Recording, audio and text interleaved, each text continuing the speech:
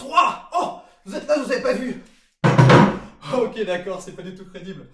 Bienvenue dans cette vidéo de développement personnel. Nous allons parler corps.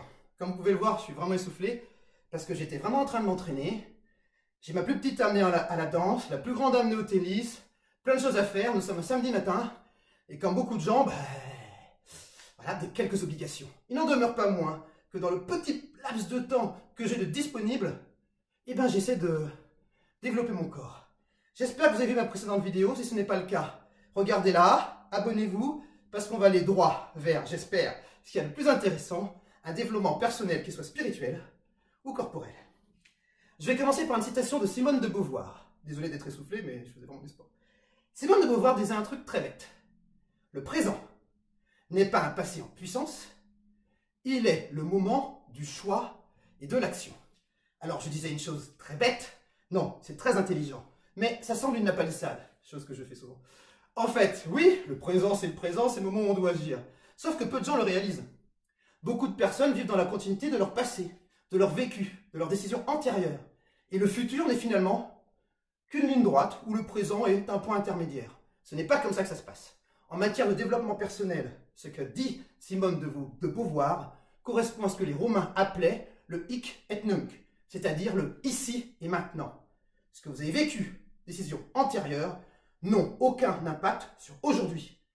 Aujourd'hui, vous pouvez choisir de changer ce que vous voulez, n'importe quand. Vous n'avez qu'à décider, puis à agir. Et c'est ce vers quoi je veux vous mener.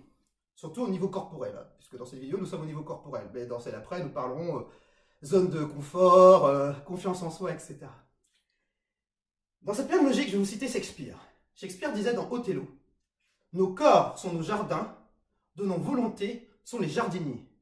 Nos volontés sont les jardiniers de notre corps. » Effectivement, ce que vous voulez, ce que vous décidez, a un impact immédiat et direct sur votre corps. C'est vous qui choisissez et personne d'autre.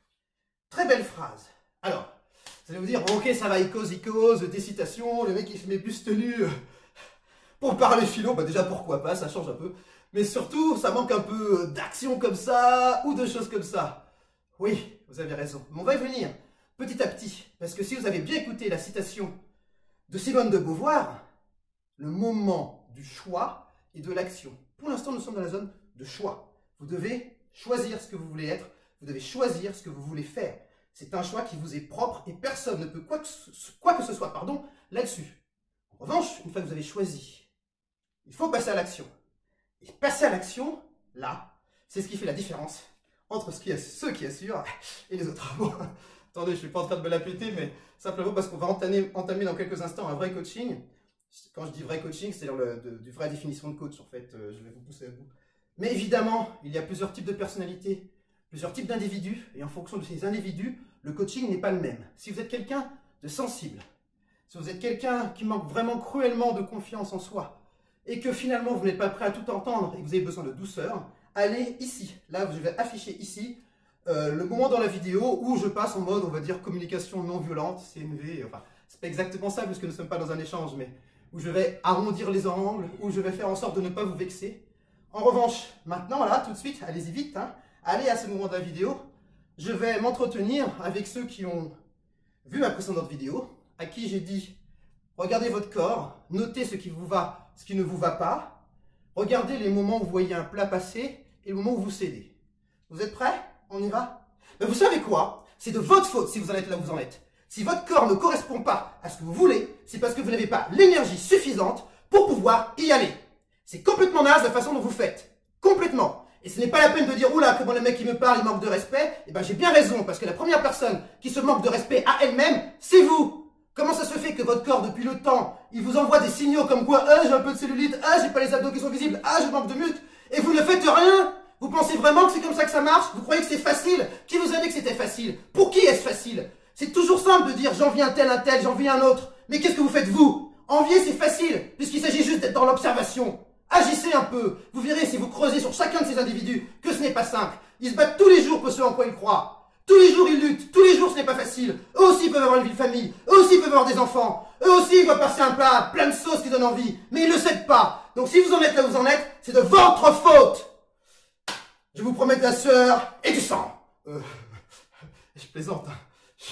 Je plaisante, mais c'est juste un petit avant-goût de comment les choses se passent en vrai coaching, parce que avant qu'on arrive aux autres définitions, le vrai coaching c'est plutôt ça. Je vous rentre dans l'art et je vous dis ça c'est bon, ça c'est pas bon, et je vous responsabilise. En revanche, maintenant, évidemment quand je dis ça, bien sûr qu'on a des excuses, bien sûr que ce n'est pas évident, bien sûr qu'on a un passé, bien sûr qu'il y a eu un rôle des parents, comment vous ont-ils éduqués vis-à-vis de la nourriture, bien sûr qu'il y a des histoires de sport, il y a des histoires d'hormones, il y a des histoires même de morphotypes, il y a des individus qui naturellement sont plus maigres que d'autres, d'autres qui sont normaux on va dire, et d'autres obèses. Je vous définirai tout ça. Mais là, comme je vous disais, nous sommes dans le moment du choix. Qu'est-ce que vous voulez faire? Qu'est-ce que vous voulez devenir?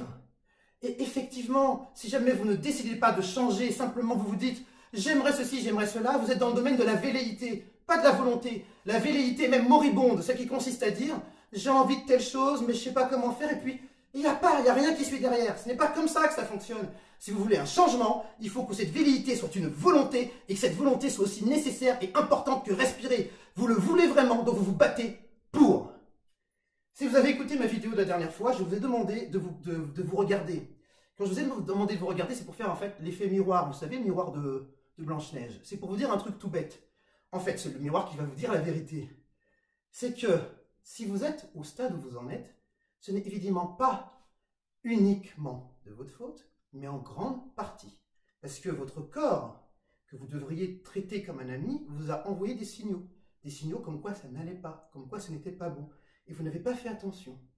Vous n'avez pas fait attention, vous n'avez pas écouté. C'est comme si votre meilleur ami est à côté de vous, vous ne le respectiez pas, vous ne faisiez pas attention à lui, et vous vous étonniez après, qu'ils sont un peu bizarres vis-à-vis de vous. C'est normal, c'est logique. Réinvestissez votre corps, réinvestissez cet ami. Parlez-lui, écoutez-le. Si jamais à un moment donné, il n'a pas l'apparence que vous souhaitez, c'est parce que vous ne faites pas ce qu'il faut, que vous cédez là où il ne faut pas. C'est de votre responsabilité de vous prendre en compte, c'est de votre responsabilité de vous prendre en charge. Si vous voulez des changements, si vous voulez des modifications corporelles avant que l'on entame la période de sport, vous devez réaliser que, vous devez au moins imaginer que c'est ce que vous voulez, que vous le voulez vraiment. À partir du moment où vous êtes sûr que c'est ce que vous voulez, vous devez entendre deux choses. La première, l'alimentation, c'est 70 à 80% du résultat final. Il faut réaliser ces moments où par habitude, vous faites n'importe quoi. Le chemin sera long et compliqué, mais je ne vous montre pas tout de suite des exercices de sport. Je ne parle pas alimentation. J'ai déjà expliqué dans une précédente vidéo, je ne suis pas coach sportif, je ne suis pas diététicien, etc. Je vais vous montrer ce que je fais pour moi-même. Mais je vous demande une chose, celle de prendre votre temps dans ce chemin. Prendre votre temps, ça veut dire changer vos habitudes. Et pour changer ces habitudes, il faut que dans votre tête, avant tout, vous soyez prêt à ces modifications. Donc le sport, il va arriver petit à petit. L'alimentation, également. Mais j'espère que des phrases que je vous dis vous motivent à vous mettre dans cette situation pour emprunter ce chemin. Je vous ai répété plusieurs fois le mot chemin. Dans un chemin, il y a une source et une destination. La destination en tant que telle ne sert à rien. Si vous ne savez pas où vous êtes, vous ne saurez pas où vous allez. Vous ne pouvez pas vous orienter. Vous devez avoir une vision objective de vous-même pour pouvoir arriver à la destination que vous souhaitez. D'où la raison de ma demande qui était « Observez-vous, regardez ce qui ne va pas, puis je vais vous mener vers le chemin ». Deuxième vidéo, j'ai pas fait grand-chose à part parler, mais je vous promets, on va y aller. C'est juste la deuxième et ça va être long, mais on va y arriver. À bientôt.